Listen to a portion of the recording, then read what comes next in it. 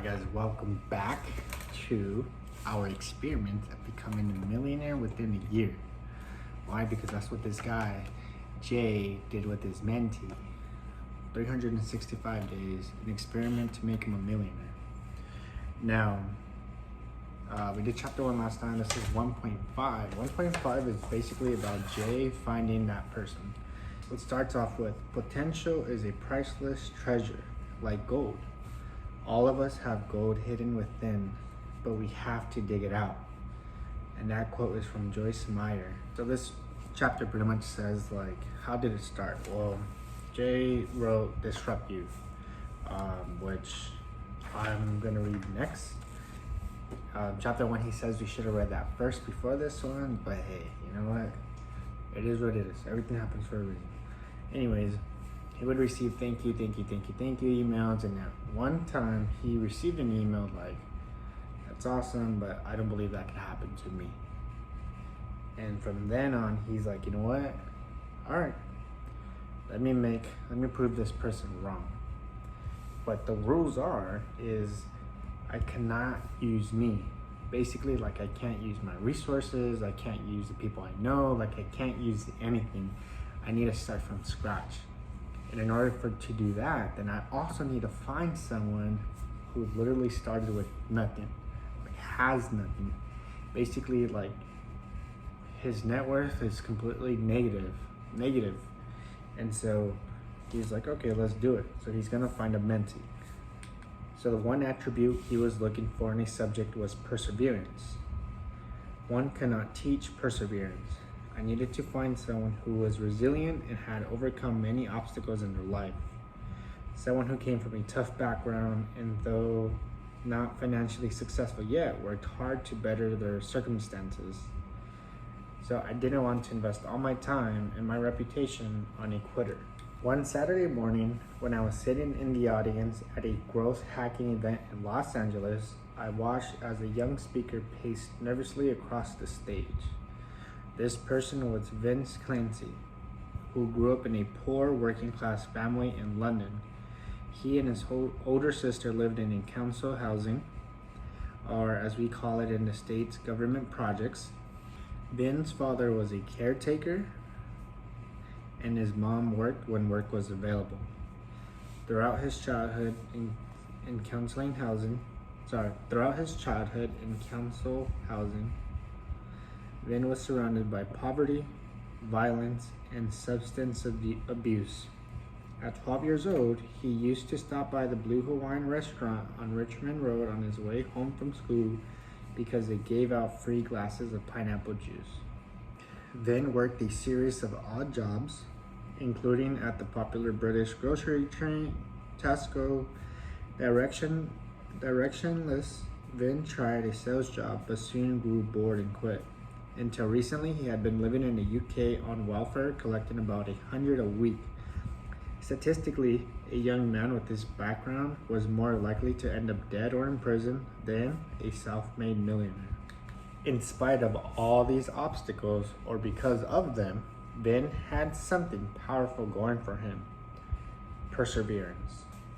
If I was going to put my entire reputation on the line with the future-proofing you experiment, I needed to make sure that Vin had a growth mindset from day one and believed that he could become a self-made millionaire in a year. So I used a technique discovered by University of California, Riverside professor of psychology, Richard Rosenthal. What Rosenthal studied was the effects of self-fulfilling prophecies on students' performance. So at the beginning of the school year, all students at an elementary school were given an IQ test. And based on the results, the teacher were told by Rosenthal that certain students were intellectual bloomers. These students would likely substantially excel in the coming year. However, the professor lied. Rosenthal wanted to see what the effects of the teachers believing certain students were special would have on a children's intellectual growth and performance. At the end of the year, first and second grade, bloomers showed a statistically significant mean gain in IQ scores. So, just by saying a student was smarter made them smarter. So this is known as the Pygmalion effect. This creates a virtuous cycle of change and a self-fulfilling prophecy. In selecting Vin Clancy from my future-proofing new experiment, I counted on the Pygmalion effect to improve our odds of achieving success. So he let Vin know that he had interviewed many candidates, and out of all the potential mentees, Vin has impressed him the most. The message that a successful businessman would have only chosen Vin if he knew he could do it gave credence to Vin's self-confidence.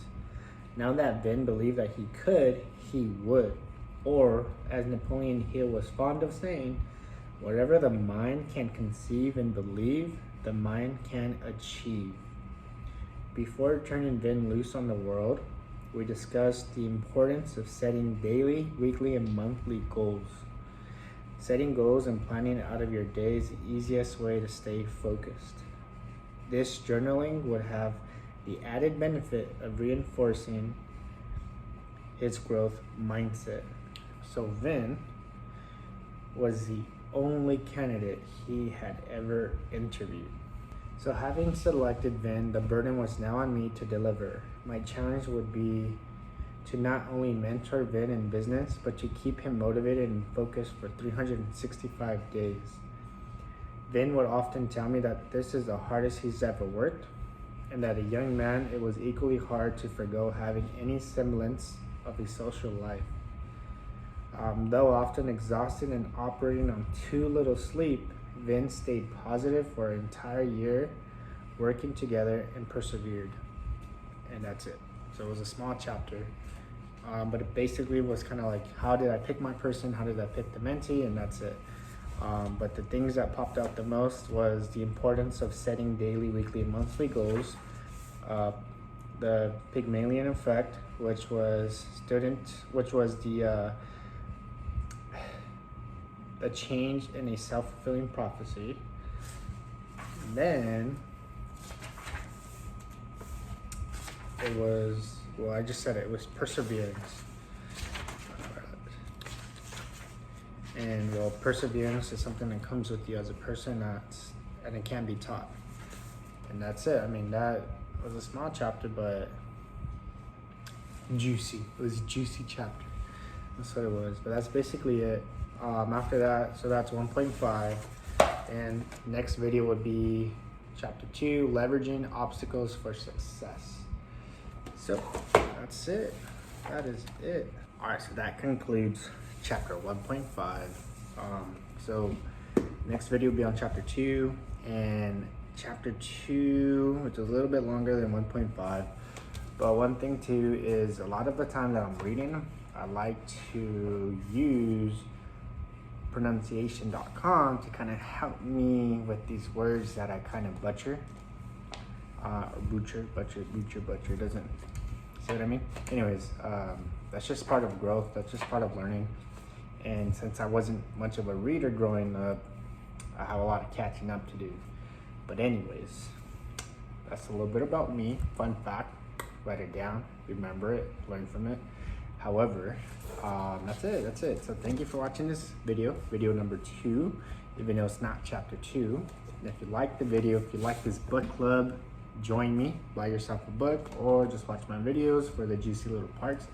And then that's it. So like, subscribe, and comment your insights on chapter 2 if you're reading this book with me. But thank you for watching, and let's wait for chapter 2.